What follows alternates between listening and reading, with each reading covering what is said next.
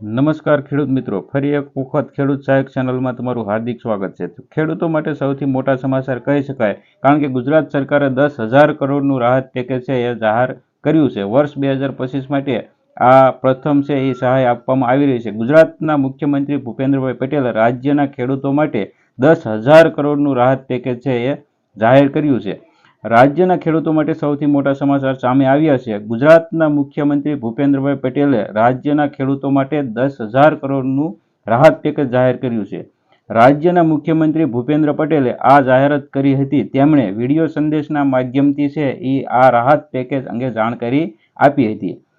મુખ્યમંત્રી ભૂપેન્દ્ર પટેલે પોસ્ટ કરતા કહ્યું કે ગુજરાતના ગત 2 દાયકામાં ન થયો હોય એ પ્રકારનો અસાધારણ કમોસમી વરસાદ આ વર્ષે થતાં રાજ્યના વિવિધ જિલ્લાના ખેડૂતોના પાકને મોટું નુકસાન થયું છે।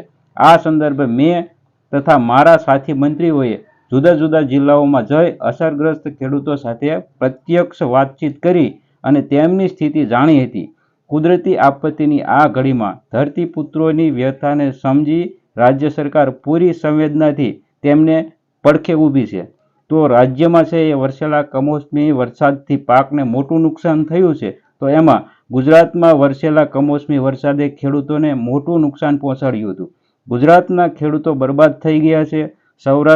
સૌરાષ્ટ્રથી લઈ અને ઉત્તર ગુજરાત, મધ્ય ગુજરાત અને દક્ષિણ ગુજરાતમાં ખેડૂતોના પાકનું ધોવાણ થયું હતું, જેમાં રાજ્યમાં મગફળી, કપાસ, ડાંગર સહિતના પાકોને નુકસાન થયું છે। આ માવઠાથી ગુજરાતમાં 10 લાખ હેક્ટરમાં ખેતીને નુકસાન પહોંચ્યું હતું તેવા અહેવાલ હતા, જેમાં ખાસ કરીને મગફળી, કપાસ, તુવેર, સોયાબીનના પાકને મોટું નુકસાન થયું છે। અને મહત્વનું છે કે રાજ્યમાં સૌરાષ્ટ્રના 5 જિલ્લામાં સૌથી વધુ નુકસાનીના આંકડા મળ્યા હતા। આ સર્વેના આધારે રાજ્ય સરકારે 10,000 કરોડના સહાય પેકેજની જાહેરાત કરી છે।